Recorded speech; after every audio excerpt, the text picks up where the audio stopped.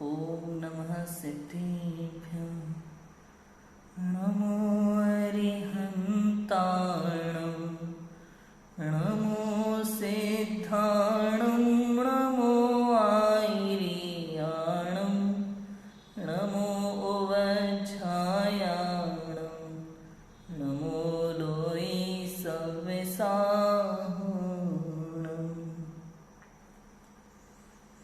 मङ्गलं भगवान् वीरो मङ्गलं गौतमो गणे मङ्गलं कुन्दकुन्दार्यो जैनधर्मोऽस्तु मङ्गलम् सर्वमङ्गलमाङ्गल्यं सर्वकल्याणकारिकम् प्रधानां सर्वधर्माणां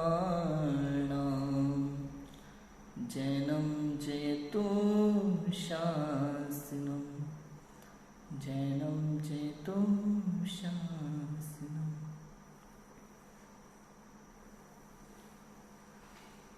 आज हम बात करने वाले हैं पापों के विषय में। पाप क्या होते हैं? सारा संसार के अनेक जीव पापों के विषय में बात करता है। कहते तो हैं ऐसा मत करना पाप लगता है, ऐसा मत करना पाप लगता है। ये पाप क्या होता है, कहाँ लग जाता है? ये मतलब समझ में तो आए कहाँ लगता है? शरीर में नहीं लग जाता है, कुछ हो जाता है, चोट लगती है ना तो पाप लग जाता है। कैसे लगता है, कहाँ लगता है, क्या होता है आखिर पाप? कहाँ उत्पन्न होता है, किस कारण से होता है, इससे इतना क्यों डरना, इसका क्या परिणाम होता है, क्या है ये पाप आखिर? लोग तो बहुत बातें करते हैं, हमने अपने बड़ों से हर बात में सुना है ऐसा नहीं करना पाप लगेगा, ऐसा नहीं करना पाप लगेगा। क्या है ये पाप? किसे कहते हैं पाप? तो बहुत सिंपल सी परिभाषा आती है हमारे यहाँ, छोटी सी परिभाषा है। पहला, दुख का कारण और बुरा कार्य। दुख का कारण और बुरा कार्य ही पाप है। बहुत छोटी सी परिभाषा है, बहुत ही सिंपल सी परिभाषा है कि दुख का कारण और बुरा काम ही पाप है। अच्छा, मतलब ये कि जिस कार्य से स्वयं को या किसी अन्य को दुख हो, स्वयं को या किसी अन्य को दुख हो, वह पाप है। दूसरा पॉइंट है, जो कार्य हमारे करने योग्य नहीं है वो पाप है। बुरा काम किसे कहा जाता है? जो हमारे करने योग्य नहीं है। वास्तव में तो इस जीव का कार्य क्या है? जानना और देखना, जानना और देखना, कुछ और करना, विकल्प भी करना इस जीव का कार्य नहीं है। सिद्ध क्या करते हैं? अनंत सिद्ध परमात्मा, केवल ज्ञानी परमात्मा क्या करते हैं? मात्र जानते हैं। अनेकों घटनाएं, संसार की सारी घटनाएं उनके ज्ञान में एक साथ झलकती है और वो विचलित नहीं होते, विचलित नहीं होते। विकल्प नहीं आता मन में, एक विकल्प नहीं उठता। वे अपने ज्ञानानंद में मग्न रहते हैं। किंतु हम संसार में ही उलझे रहते हैं। हर घटना के पीछे 50 तरह के विकल्प करते हैं। यही तो पाप है, यही तो पाप है। तो किसे कहा पाप? पहला, एक तो दुख का कारण, जो आपको टेंशन देता है, जो आपको परेशानी देता है, जो आपको दुख देता है, जो किसी अन्य को दुख देता है, किसी अन्य को परेशान करता है, टेंशन देता है, वो पाप है, पाप है। दूसरा, जो आपका कार्य नहीं है उस कार्य में दिमाग लगाना जबरदस्ती, वो भी पाप है। समझ आ रहा है? बहुत सिंपल, एकदम सिंपल। दुख का कारण और बुरा कार्य पाप है। ये पाप किन किन तरह के होते हैं? कि पाप बहुत तरह के होते हैं। जैसे कहा ना, अपने कार्य को ना कर कर किसी और कार्य को करना। अब वो बहुत सारी चीजें हो सकती हैं, अलग अलग तरीके से पाप को परिभाषित किया जा सकता है, किंतु हमारे यहाँ पाप जो है वो 5 भागों में विभाजित किए हैं हमने।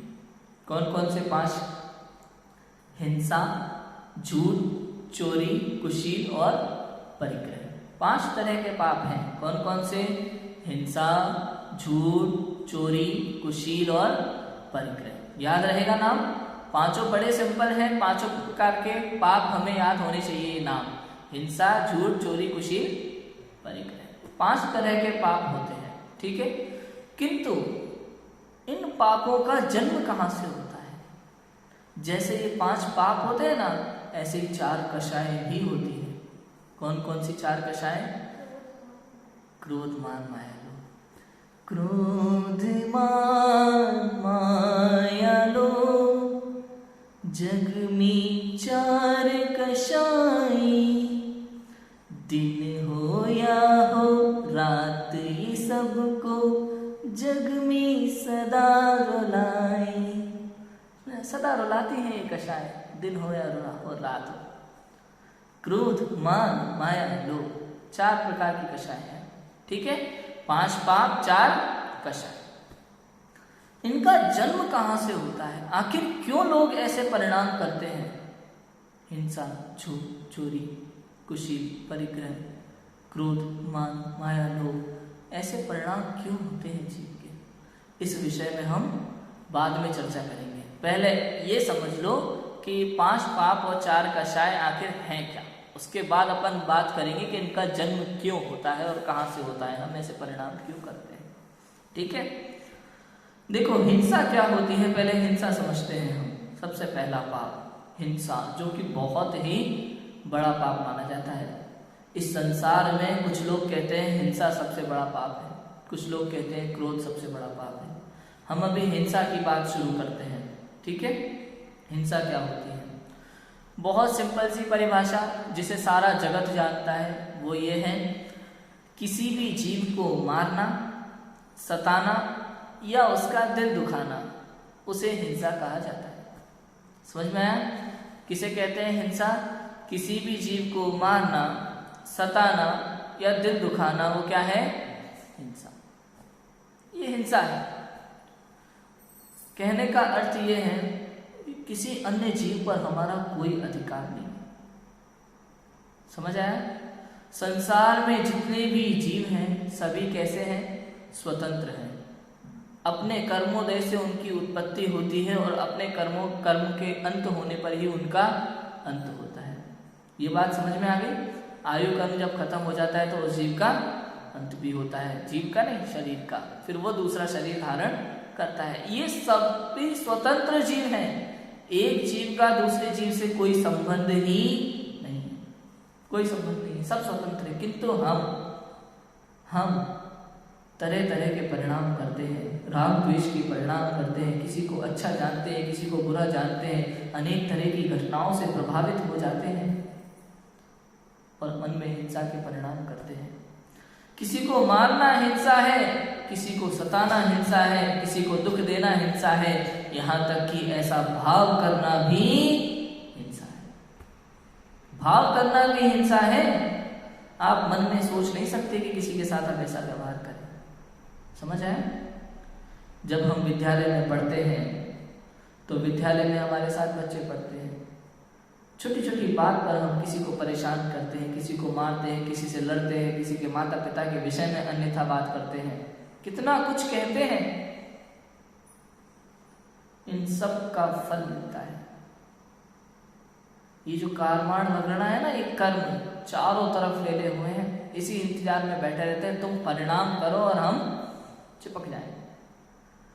हमें पता नहीं चलता, पता नहीं चलता। दिन भर तरह तरह के परिणाम करके हम कर्मों का बंधन करते हैं।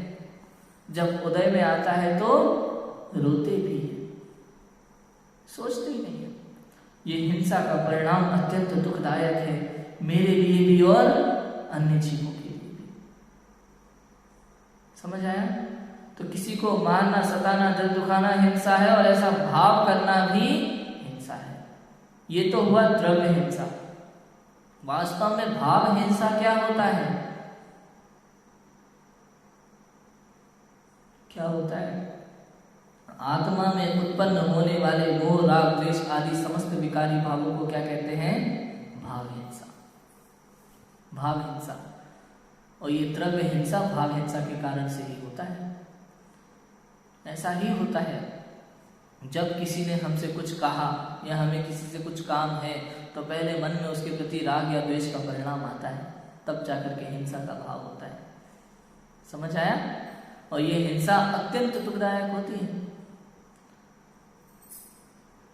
ये कर्म जीव को सदा दुख देता है, ये परिणाम जीव को सदा दुख देते हैं। ये हिंसा समझ में आ गया? हिंसा पहला क्या है? परिभाषा द्रव्य हिंसा, कि किसी जीव को मारना, सताना या उसका दिल दुखाना वो हिंसा है। और उसका भाव करना भी हिंसा है। और भाव हिंसा किसे कहते हैं? कि आत्मा में उत्पन्न होने वाले मोह, राग, द्वेष आदि विकारी भावों को भाव हिंसा कहते हैं। समझ में आया? क्योंकि क्यों ये भाव हिंसा क्यों है? क्योंकि इससे स्वयं का घात होता है। स्वयं का घात होता है। मैं परम शुद्ध त्रिकाली चैतन्य परमात्मा हूँ, किंतु मेरे अंदर जो ये विकारी भाव उत्पन्न होते हैं ना, ये मेरे भावों को मलिन करते हैं। इसलिए इसे भाव हिंसा कहा है। इससे मुझे स्वयं को दुख होता है, और जिससे दुख हो वो पाप है, क्योंकि दुख का कारण पाप है। ये जो भाव है, राग, द्वेष आदि विकारी भाव, ये सब हमारे दुख के कारण है, इसलिए ये भी पाप है। समझ में आ गया? हिंसा क्लियर है? अब हम झूठ की तरफ चलते हैं। झूठ किसे कहते हैं? कि जैसा देखा, जैसा जाना, जैसा सुना, वैसा ना कहकर कुछ अन्यथा कह देना, कुछ और ही कह देना, वो क्या है? झूठ है। जैसा देखा, जैसा जाना, जैसा सुना, वैसा ना कहकर कुछ अन्यथा कह देना, वो क्या है? झूठ है। सब जानते हैं असत्य क्या होता है, हम लोग इसमें पारंगत हैं। एक दम दिन में पता नहीं कितने झूठ बोल देते हैं, याद ही नहीं रहता है कि नहीं पारंगत? क्यों बेटा अर्षिता, झूठ बोलना आता है ना? हाँ, पारंगत है हम इसमें, कोई दिक्कत नहीं है। ये सब चीज़ें तो हमें बहुत अच्छे से आती है। झूठ बोलना क्या होता है? किसी भी चीज़ से हमें कोई समस्या है, हमें बचना है या हमें कुछ और करना है, कोई षड्यंत्र रचना है, तो इसमें झूठ लगता है निश्चित रूप से। और एक झूठ को छुपाने के लिए 100 झूठ अलग से बोलने पड़ते हैं। तो इसका पाप, असत्य बोलना बहुत बड़ा पाप है। हर कोई सामान्य जीव इससे बच ही नहीं पाता। कभी किसी को दिखाने की वजह से, कभी कुछ और कारण से, कभी बचाव के लिए अनेक प्रकार से झूठ बोले जाते हैं संसार में। अपने बचाव के लिए, किसी और के बचाव के लिए भी झूठ बोले जाते हैं, और ये पाप ही है। बचाव करने के लिए भी असत्य कहना पाप है, किंतु भूमिका अनुसार। यदि आपने असत्य बोलने का पूर्ण रूप से त्याग कर दिया, तो सामने कैसे भी बड़ी से बड़ी घटना हो जाए, आप सत्य नहीं बोल सकते, या तो मौन रह जाओ। त्याग के अनुसार बात कर रहा हूं। यदि आपने एक चीज त्याग किया है, तो उस हिसाब से आपका नियम का पालन होगा। हमारे जो दिगंबर मुनिराज हैं, परम दिगंबर वीतरागी संत, वे सत्य महाव्रत के धारी होते हैं। पूर्णतः उनके असत्य बोलने का त्याग होता है। तो संसार में कैसी भी घटना घट जाए, वो असत्य नहीं बोलेंगे, कभी नहीं बोलेंगे।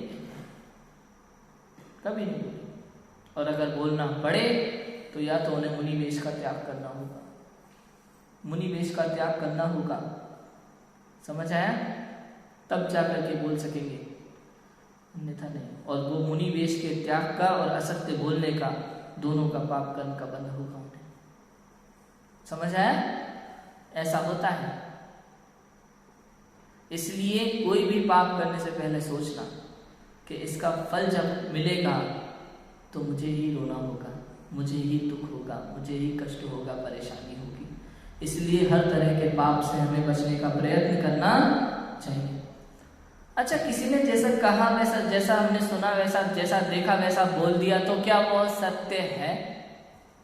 वो सत्य है कि नहीं? बिना सोचे समझे, बिना विचार किए, बिना परीक्षा किए कुछ भी कह देना, किसी ने ऐसा कहा और उसी को सत्य मान करके बोल देना, वो भी असत्य है, वो भी झूठ है। क्या पता अगर झूठ बोला हो सामने वाले ने तो आपने सच मान करके बोल दिया, लेकिन आपकी मान्यता के अनुसार उसे सच नहीं माना जा सकता, वो झूठ ही है। समझ आया?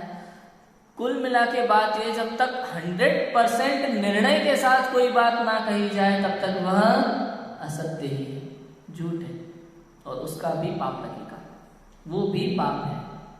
समझ आया? इसके बाद अलग, अच्छा झूठ बोलना सरल है या सच बोलना सरल है? बताओ, सत्य बोलना सरल है या असत्य बोलना सरल है? बताओ क्या लगता है? सत्य बोलना सरल है? अरे नहीं, असत्य बोलना सरल है। सत्य बोलना तो बहुत कठिन है। सत्य बोलने से पहले सत्य को समझना आवश्यक है। समझ आया? असत्य का क्या है? कुछ भी कह दो मुंह उठा के। समझ आया? असत्य बोलने में कितना समय लगता है? राजू भाई ने पूछा वहां भोजनशाला में महाराज जी है कि नहीं है? हाँ है। पता है नहीं है? हाँ है। और नहीं है तो नहीं है। क्या फर्क पड़ रहा है? झूठ बोलने में क्या फर्क पड़ता है? लेकिन अगर है कि नहीं है, अगर मुझे सच बोलना है तो मुझे पहले जाना होगा, वहां देख करके आना होगा, तब मैं बोल पाऊंगा कि हाँ है। समझ आई बात? सत्य बोलना बहुत कठिन है, आसान नहीं है। सत्यवादी हमेशा विचार करके मुख से बात कहता है, बिना विचारे कह ही नहीं सकता, वरना उसे असत्य का दोष लगेगा। समझ आ रहा है? क्लियर है? जब भी संसार में कोई व्यक्ति जब प्रश्न पूछे आपसे, तो इन बातों को याद रखना। ये बातें पाप के विषय में, इस संसार में अनेक प्रकार की मान्यताएं हैं, अनेक प्रकार के चिंतन हैं लोगों के, अलग अलग लोगों के। तो उन प्रश्नों का, हर प्रश्न का उत्तर हमारे पास होना ही चाहिए। कोई भी किसी भी तरह का प्रश्न कर ले उत्तर, और आपको भी यहाँ मेरी बातों में कोई शंका हो, कोई प्रश्न हो, तो निश्चिंत होकर के पूछना, उसका उत्तर मैं जरूर दूंगा, है ना। 2 हो गए, हिंसा और झूठ। तीसरा कौन सा पाप बताया था मैंने? हिंसा, झूठ, चोरी। कौन सा पाप था? चोरी। चोरी कितनी कमाल की चीज है। बहुत सारे लोग करते हैं, अदालत में केस चलते हैं। क्या होता है ये चोरी? कि किसी भी वस्तु को, किसी भी पर वस्तु को बिना उसके मालिक की आज्ञा के उठा लेना, वो चोरी है। किसी की पड़ी हुई, रखी हुई या भूली हुई वस्तु को, फिर से बोलूं, किसी की पड़ी हुई, भूली हुई या रखी हुई वस्तु को बिना उसके मालिक की आज्ञा के उठा लेना, उठाकर अपने पास रख लेना या किसी अन्य को दे देना, वो क्या है? चोरी। समझ आ गया?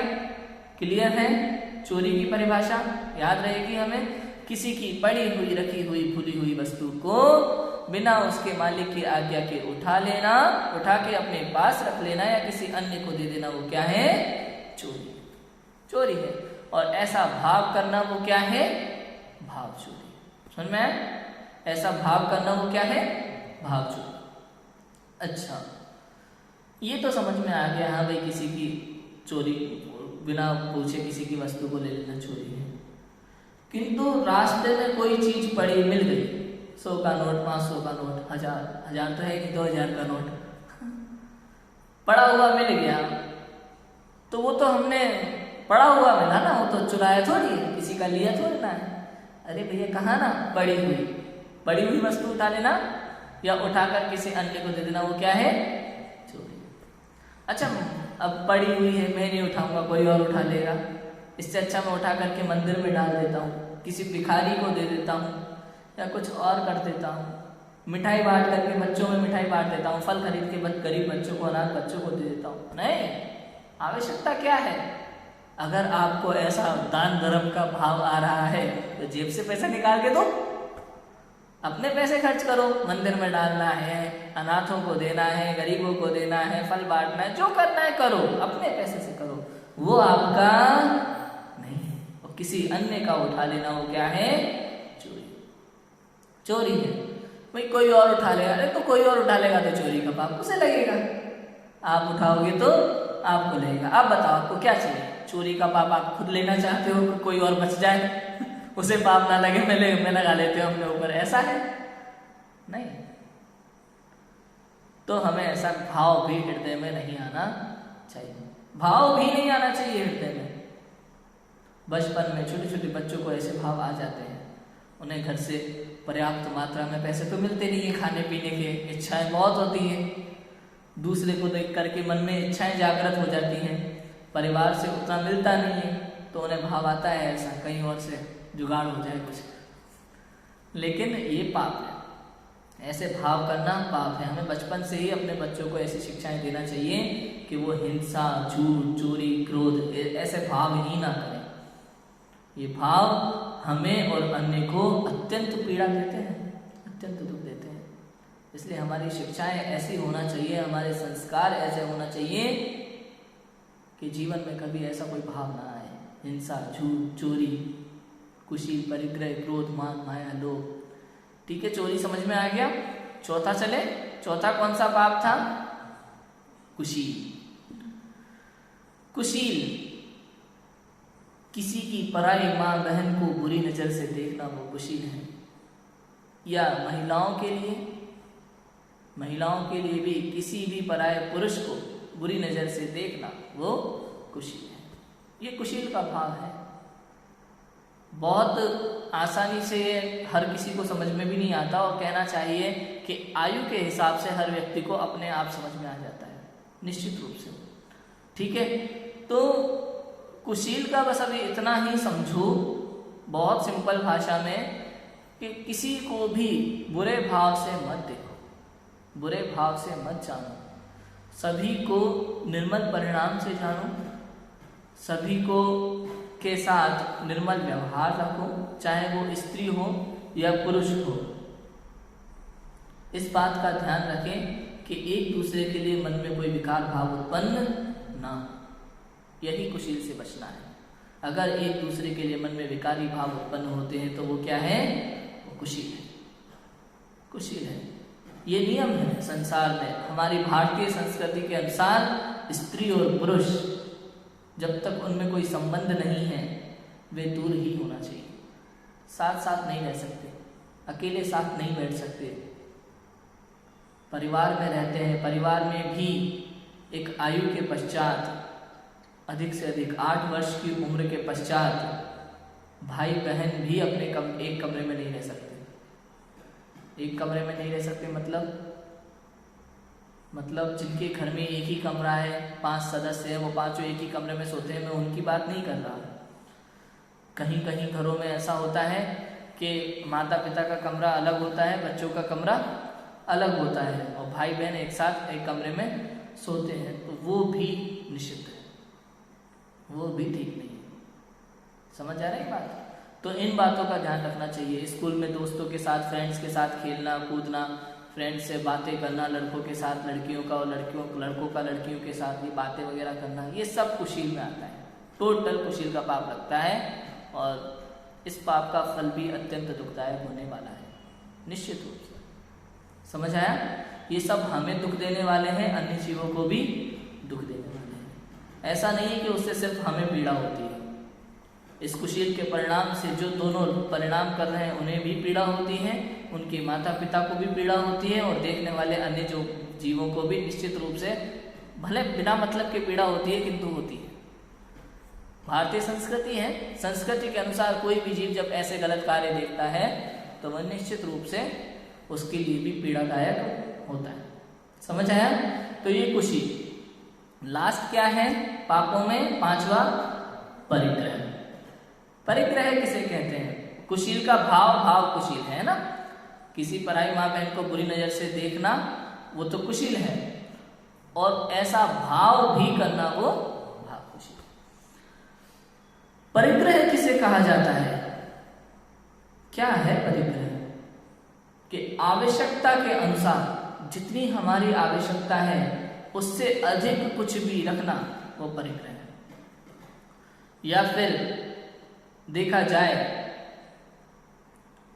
तो संसार में एक द्रव्य को दूसरे द्रव्य की आवश्यकता ही नहीं है, कुछ करना ही नहीं है, लेना देना ही नहीं है, कुछ भी नहीं।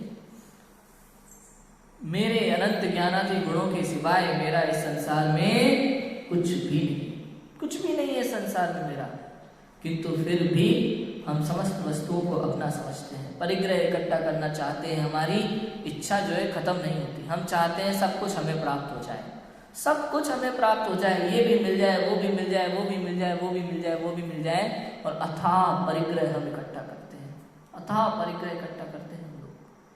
देखो मैंने देखा है स्कूल में हमारे यहाँ कुछ बच्चे आते थे, कुछ बच्चियाँ आती थी, उनकी आदत क्या रहती थी पता है? वो अपने बैग में 25-30 पेन रखती थी, 25-30 पेन कम से कम, चलता एक भी नहीं था। मांग लिखना होता था तो मांगती दूसरों से थी, और खो के इतने सारे होते थे पेन के। भाई क्या मतलब है इनका, क्या चीज़ है, बिना मतलब का दिखावा। एक ड्राम बॉक्स में मतलब बिना काम की इतनी सारी वस्तुएं भर के रखते हैं। बहुत से बच्चे स्कूल बैग में फालतू की चीज़ें, वहीं से इनकी इकट्ठा करने की आदत शुरू हो जाती है। ये बहुत गंदी चीज़ है। हमारे पास घर में जितनी आवश्यकता है उतना ही सामान होना चाहिए, और अगर आवश्यकता से अधिक सामान है तो उठा के बाहर या तो किसी जरूरतमंद को दे दो, हटा दो। हमारे पास आवश्यकता से अधिक सामान होना ही चाहिए। जितने कपड़े की आवश्यकता है उतने ही कपड़े हो। अब देखते जाओ, खरीदा जाता है, खरीदी होती जाती है। हमारे यहाँ होती है कि नहीं होती? महिलाओं में तो विशेषतर होती है कि नहीं? मतलब अलमारियां भरी होती हैं, बक्से भरे होते हैं कपड़ों से, उसके बाद ही नया चाहिए। एक बहुत अच्छा चुटकुला सा आता है कि एक महिला कहती है अपने पति से कि नई साड़ी लानी है। अरे जो अलमारी में रखी है इतनी साड़ी भरी हो, वो तो मोहल्ले में सबने देख ली मोहल्ले में। तो एक काम करते ना, मोहल्ला ही चेंज कर देते हैं, वहाँ सबके लिए नहीं हो जाएगी वो साड़ियाँ। होता है कि नहीं होता? अब देखो मेरा मतलब ये, उनमें से कोई हटाना भी नहीं चाहते।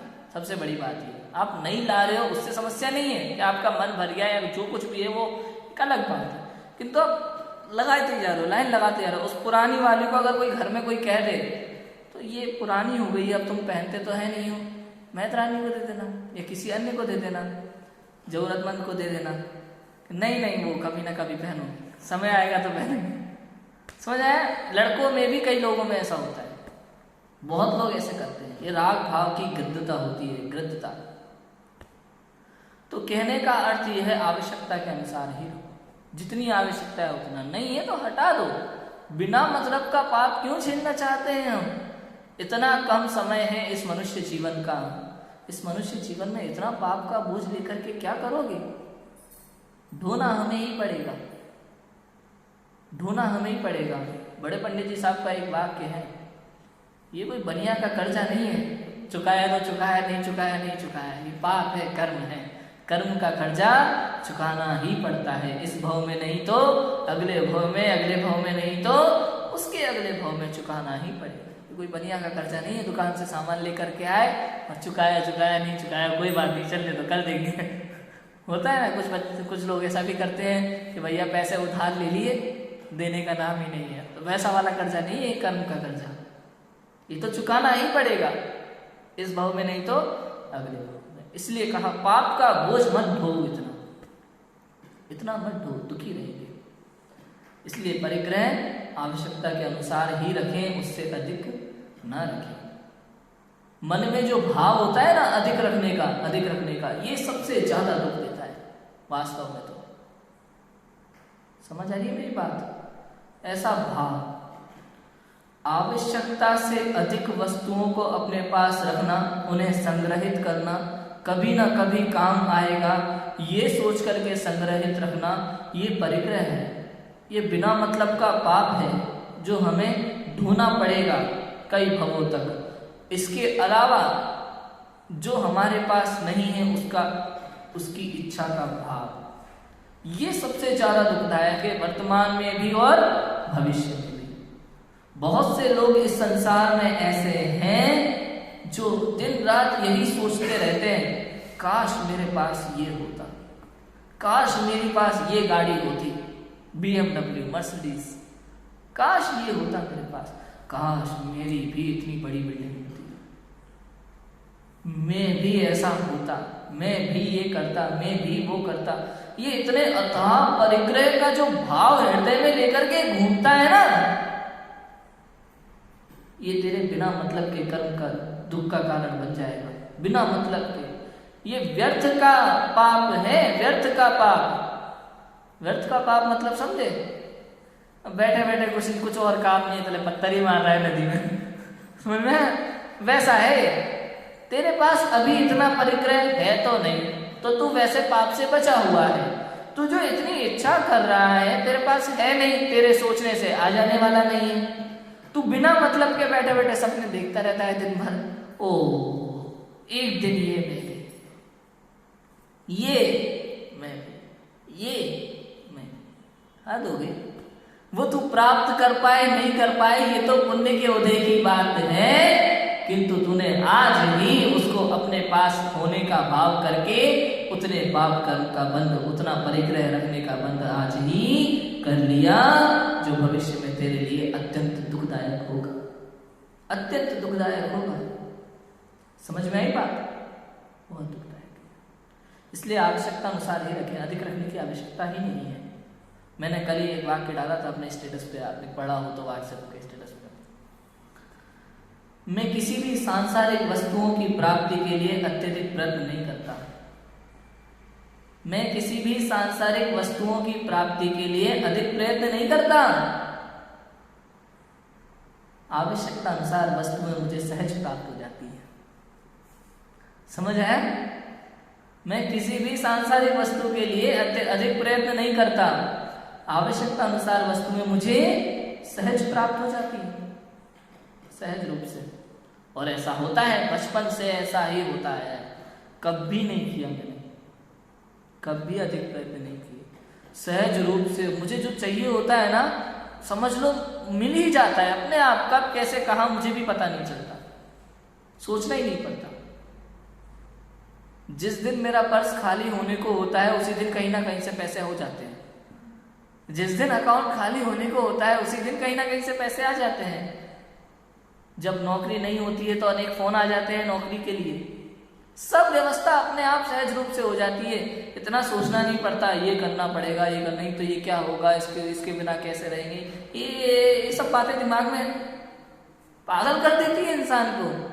पता नहीं क्या क्या करवाती है ऐसी बातें इंसान से, क्या कुछ नहीं करवाती।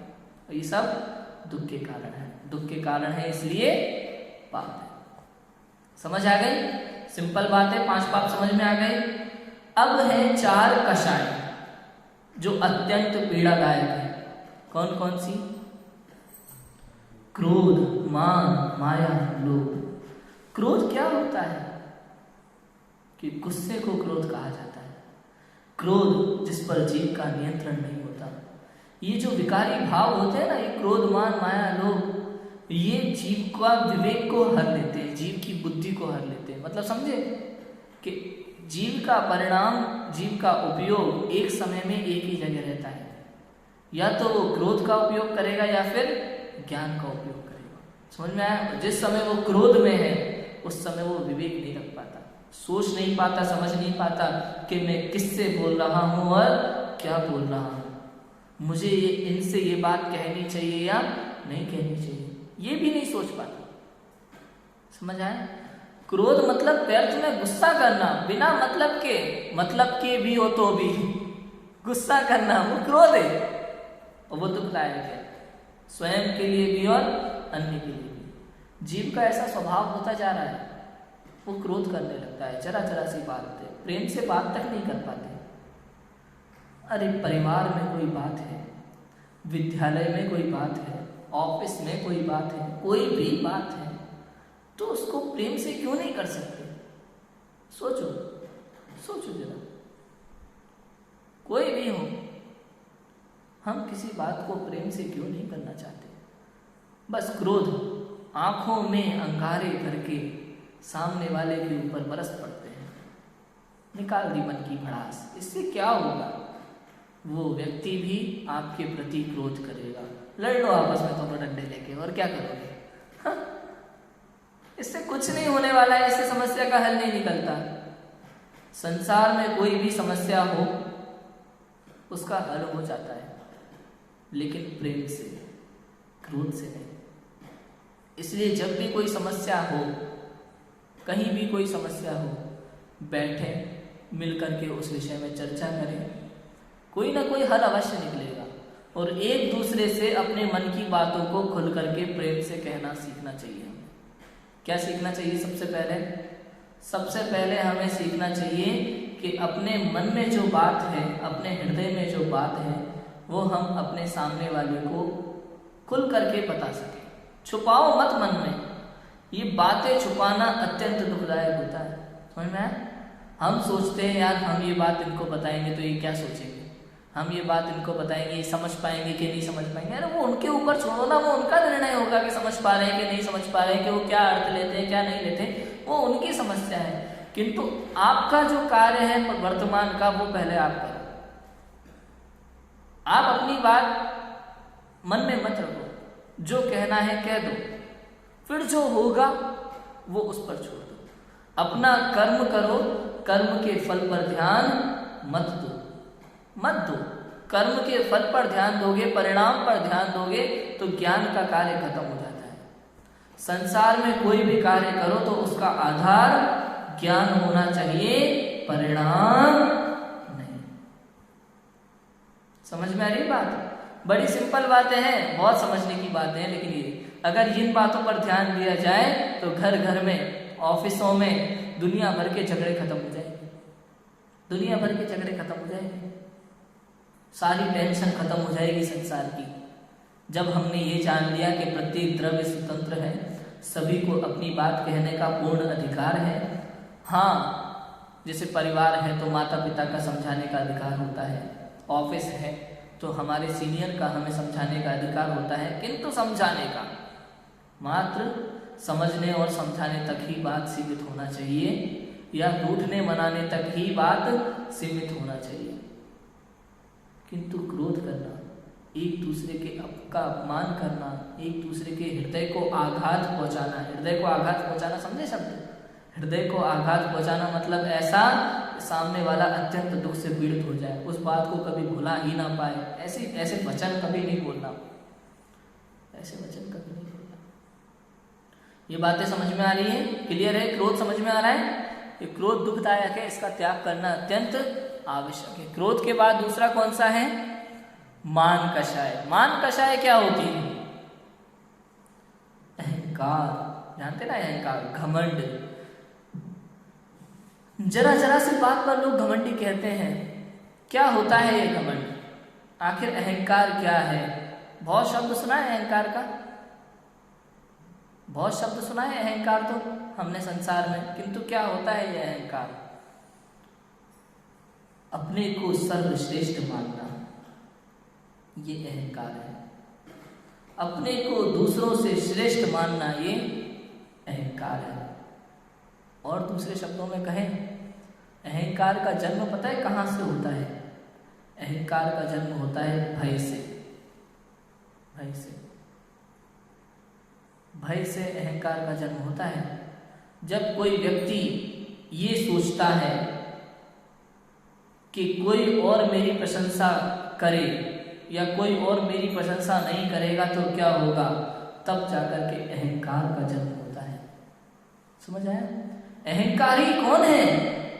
जो व्यक्ति सदा दूसरों से अपनी प्रशंसा सुनना चाहता है, वो अहंकारी है, वो अहंकारी है। और जब कोई व्यक्ति उसकी प्रशंसा ना करे तो वो अंदर ही अंदर दुखी होता है, क्रोध करता है, उल्टे सीधे कर्म करता है, वो अहंकारी है। अहंकार का जन्म जो है भय से होता है। जब उसे ये भय होता है कि कोई मेरी प्रशंसा नहीं करेगा, कोई मेरा सम्मान नहीं करेगा, मेरी लोगों के बीच में क्या रह जाएगी, कोई मुझे जानेगा नहीं, कोई मुझे समझेगा नहीं, ऐसी बातें जब हृदय में आती है ना, तब जाकर के अहंकार जन्म लेता है। उसे अहंकार कहते हैं, वो मान है। और जिसे स्वयं पर विश्वास होता है, जिसे अन्य जीव से अपनी प्रशंसा सुनने में कोई रुचि ही नहीं है, जो अपने गुणों को जानता है स्वयं, उसे अहंकारी नहीं कहा जा सकता, वो अहंकारी नहीं। संसार तो अभी जानता ही नहीं है अहंकार क्या होता है। संसार को लगता है कि 4 लोग प्रशंसा करें तो ये तो प्रशंसा है, किंतु स्वयं अपनी प्रशंसा करे तो ये घमंडी है, अहंकारी है। किंतु ऐसा नहीं है, ऐसा नहीं है, इसका विपरीत है। जो व्यक्ति संसार से प्रशंसा सुन करके सुखी, अपने आप को सुखी अनुभव करता है, वो अहंकारी के साथ साथ महामूर्ख भी है। महामूर्ख है। क्यों? क्यों भाई क्यों? अरे जरा विचार तो कर। दूसरा व्यक्ति तेरी प्रशंसा कर रहा है, वो तेरे विषय में जानता क्या है? क्या जानता है? यदि मान लो कोई व्यक्ति कहता है, अरे ये बालक डेली मंदिर आता है, पता है, प्रक्षाल करता है, पूजन करता है, कितने अच्छे अच्छे काम करता है, बड़ा अच्छा बच्चा है। अब आपको क्या पता वो लड़का मंदिर किस प्रयोजन से आ रहा है? उसी समय एक सुंदर कन्या भी मंदिर में आती है, वो तो उसे रिझाने के लिए मंदिर आता है। अब वो उसके मन का भाव है, आप जानते हो क्या? नहीं। वो इस प्रशंसा को सुनकर के हृदय में क्या सोचेगा? वो सोचेगा कि यार मैं क्या कर रहा हूँ। समझ में आया? क्यों? उसे पता है वो नहीं कर सकता अपनी प्रशंसा, तो वो सुखी कभी, यदि सच्चा होगा तो, और यदि अहंकारी होगा तो वो ये सुन के बड़ा खुश होगा। हाँ, ये लोग मेरी प्रशंसा कर रहे हैं क्योंकि मैं मंदिर आ रहा हूँ, किस लिए आ रहा हूँ बात की बात है, किंतु प्रशंसा तो हो रही है, तो वो अहंकारी है। और लगा सकते हो अन्य अन्य कार्यों में। तुम कोई भी, जैसे मान लो परीक्षा में कोई व्यक्ति पास होता है, अच्छे नंबर लाता है, अंदर ही अंदर क्या पता वो जुगाड़ करके नंबर ला रहा है, संसार उसकी प्रशंसा कर रहा है, लोग उसको सर पे बैठा रहे हैं, और वो जानता है कि मैंने क्या किया है। अगर अहंकारी होगा तो खुश होगा, किंतु सच्चा होगा तो अपने कृत्य के लिए दुखी होगा, रोएगा। समझ में? अहंकारी व्यक्ति कभी दूसरों की प्रशंसा से, जो व्यक्ति अहंकारी नहीं होता वो कभी दूसरों की प्रशंसा से खुश भी नहीं होता। अहंकारी व्यक्ति सदा दूसरों की प्रशंसाओं से खुश होता है और सदा संसार की नजरों में ऊंचा बनना चाहता है, सबसे ऊंचे पद पर बैठना चाहता है, वो अहंकारी है। किंतु जो व्यक्ति स्वयं पर विश्वास रखते हैं, अपनी सत्यता के अनुसार जीवन जीते हैं, अपनी सत्यता के अनुसार जीवन जीते हैं, वो कभी अहंकारी मान कषाय वाले नहीं होते। मैं कषाय का स्वरूप समझा रहा हूँ आपको, बहुत बारीकी से एक एक बात समझना बहुत आवश्यक है, जो आपको संसार में सुनने भी शायद मिले या ना मिले। समझ में आ रही है बात? बहुत क्लियर है। अहंकार क्या होता है आज आपको समझ में आ जाएगा। इसलिए कभी भी अपने आप से मत डरना, हाँ, इस संसार से डरना। जो व्यक्ति संसार से भयभीत होता है वो ही स्वयं की ओर आ पाता है। समझ में आया? ये संसार आपको दुख ही देगा, ये संसार आपको नारियल के पेड़ पर चढ़ा के बाद में ऊपर से नीचे गिरा देगा। समझ में आया? इसलिए इस पर बिल्कुल ध्यान मत देना, ध्यान देना अपने ऊपर। हमारे गुण और दोषों को हमारे सिवा इस संसार में कोई और नहीं जानता, ना कभी जान सकता है। समझ में है? इसलिए हमारी प्रशंसा भी स्वयं से है और हमारी निंदा भी स्वयं से है, सच्ची। संसार जो प्रशंसा और निंदा करता है वो तो झूठ है। संसार की निंदा भी झूठ है, झूठ है। हो सकता है आपने आज जो कार्य किया वो संसार की नजर में गलत है, किंतु आपका उद्देश्य उन्हें ख्याल में नहीं है, वो तो आपको गलत ही कहेंगे। जब तक आपकी सच्ची बात उन्हें पता ना हो, गलत ही कहेंगे। इसलिए जब तक आपको लगता है कि मैं जो कर रहा हूं वो सही है, तब तक संसार का कोई भी व्यक्ति कुछ भी कहे उससे आपको फर्क पड़ना नहीं चाहिए, तभी जीवन जीना सरल होगा।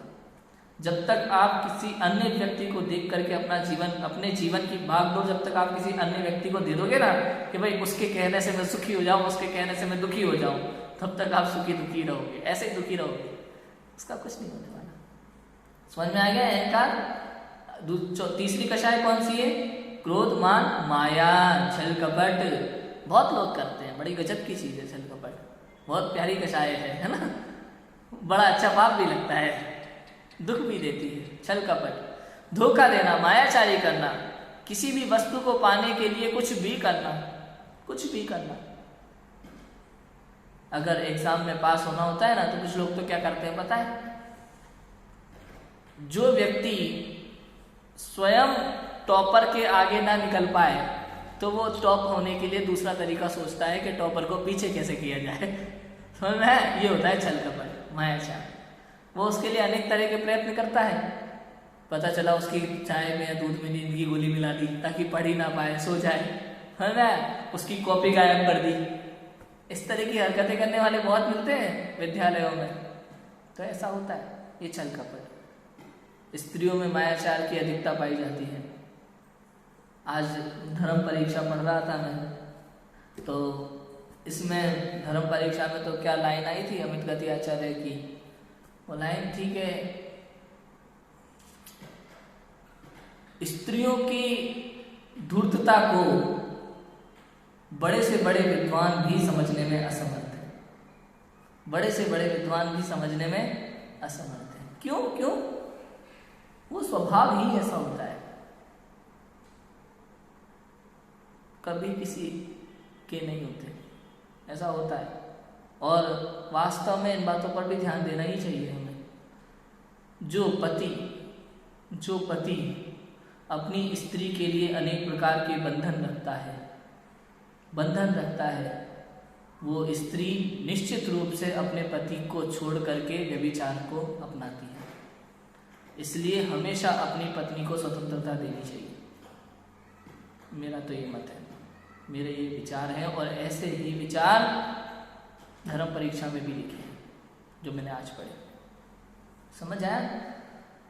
जो पति अपनी स्त्री को अधिक परतंत्रता रखता है, उसके प्रति अधिक नियम कायदे कानून बना देता है परिवार में, ये करो वो करो, ये नहीं करो वो नहीं करो, वो स्त्री निश्चित रूप से व्यभिचार को जाती है। वो किसी और को फिर अपने दुखड़ा सुनाती है और उसके प्रति आकर्षित होने लगती है। निश्चित रूप से ऐसा होता है संसार में। इसलिए इन सब चीज़ों का ध्यान, एक एक बारीकी हमारे पास, पता है हमारे पास हर घटना का समस्या का समाधान है, किंतु अंदर है, बाहर नहीं। जब भी कोई घटना हो, अंदर जाओ, शांति से विचार करो, क्या समाधान होगा, कोई ना कोई हल तो निकल के आएगा निश्चित रूप से। और करके देखना।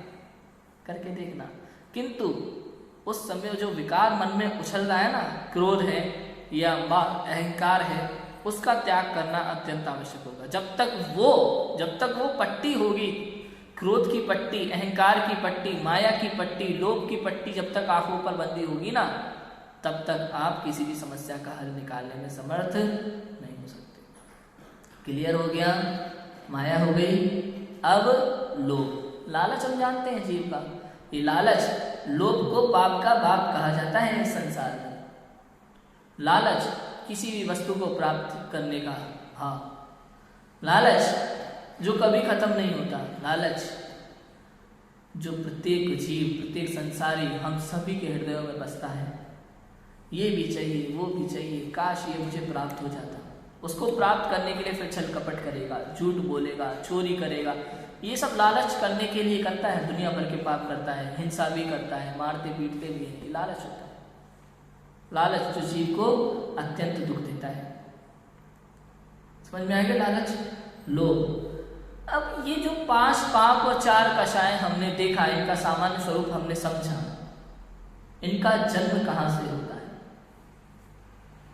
कि इन सबके दादाजी जो है ना, इन सबके जो वंशज हैं, उन वंशज का नाम है मिथ्यात्व। कहाँ से? मिथ्यात्व। क्या है ये मिथ्यात्व? कि उल्टी मान्यता, किसी भी वस्तु के विषय में उल्टी मान्यता, गलत विचार, गलत विपरीत मान्यता, वो है मिथ्यात्व। मिथ्यात्व समझ में आया? कोई भी पूछे कि भैया ये मिथ्यात्व क्या होता है, तो क्या बताना कि उल्टी मान्यता को ही मिथ्यात्व कहते हैं। उल्टी मान्यता मतलब उल्टी जो ज्यादा खाने के बाद हो जाती है, वो वाली उल्टी नहीं। उल्टी मान्यता मतलब विपरीत, कुछ का कुछ मानना, वो है उल्टी मान्यता, उसे कहते हैं मिथ्यात्व। शरीर रूप ही जीव को मान लेना कि मैं ये ही हूं, समझ आया? ये मैं हूं, ये मान्यता मिथ्यात्व। समझ आया? कोई व्यक्ति तो कुछ कह रहा था, हमने उसका कुछ अर्थ ले लिया, ये मिथ्यात्व है। मिथ्यात्व, संसार के किसी भी विषय में कुछ मान लेना, कुछ का कुछ मानना, ये मिथ्यात्व है। हिंसा में धर्म मानना मिथ्यात्व है। समझ में आया? ये तो करना ही चाहिए, इतना तो चलता है, मिथ्यात्व है। समझ में आया? ये सब मिथ्यात्व के भेद है। हिंसा, झूठ, चोरी, कुशील, परिग्रह, क्रोध, मान, माया, लोभ, जितने भी पाप के परिणाम ये जीव करता है तो किसके वश में आकर करता है? मिथ्यात्व के वश में आकर करता है। जब इस जीव को ऐसा लगता है कि मैं इससे सुखी हो जाऊंगा तो वो पाप करता है, मैं इससे सुखी हो जाऊंगा तो पाप करता है, ये करना है तो वो करने लगता है, वो करना अच्छा लगता है तो वो करने लगता है। ये सब मिथ्यात्व का है। मिथ्यात्व के बाद राग और द्वेष, इन राग द्वेष, मिथ्यात्व से राग द्वेष का जन्म होता है और राग द्वेष से पाप और कषायों का जन्म होता है। ये वंशज है, पूरी वंशावली ये है इनकी। राग द्वेष तो मैं आपको समझा ही चुका हूं। किसी वस्तु को अच्छा जानकर उसे चाहने का भाव वो राग है, और किसी वस्तु को बुरा जानकर उसे दूर करने का भाव वो द्वेष है। ये राग द्वेष जीव को अत्यंत पीड़ा पहुंचाते हैं। राग और द्वेष ये सब कषाय, ये इन्हीं के भेद हैं। और ये परिग्रह है, इस परिग्रह में भी ये आते हैं। मिथ्यात्व, क्रोध, मान, माया, लोभ, हास्य, रति, अरति, शोक, भय, जुगुप्सा, स्त्रीवेद, पुरुषवेद, नपुंसक वेद, ये परिग्रह है। 14 अंतरंग परिग्रह, ये भी दुखदायक, मतलब सब एक दूसरे से जुड़े हुए पाप हैं। समझ आ गया? तो ये सारे पापों का उद्गम कहाँ से होता है, जन्म कहाँ से होता है? मिथ्यात्व से। उल्टी मान्यता का नाम मिथ्यात्व है। मिथ्यात्व से के कारण से ये जीव संसार में घोर पाप करता है। किसी का कुछ मानकर, किसी का कुछ मानकर, इससे मैं सुखी हो जाऊंगा, स्वयं को छोड़कर संसार की किसी भी अन्य वस्तु से मैं सुखी हो जाऊंगा, ये सबसे बड़ी भूल है इस चीज की। कभी हो ही नहीं सकता, हो ही नहीं सकता। इसलिए मैं तो सदैव कहता हूँ, संसार के जो भी कार्य है ना, उतने ही करो जितने आवश्यक है। बाकी जो करना है स्वयं के लिए करो, आत्मा के लिए करो, कल्याण के लिए करो, आत्म कल्याण के लिए करो। वही इस संसार में आपके जीवन का उद्देश्य होना चाहिए। समझ आया? बाकी सारे पापों को हमें स्वरूप को समझकर, पाप क्या होते हैं, पाप के स्वरूप को समझकर और उसका त्याग करना, वही हमारे जीवन का मूल उद्देश्य होना चाहिए। हम सभी 5 पाप, 4 कषाय, राग, द्वेष, मिथ्यात्व के स्वरूप को समझकर इन सभी का त्याग करें और इन सब से रहित निर्मल आत्म स्वभाव की ओर बढ़े और आत्म स्वभाव का आनंद लेते हुए उसमें मग्न होकर सिद्धालय में विराजमान हो। इसी मंगल भावना से की बात को विराम देते हैं। ओम नमः सिद्धेभ्यः।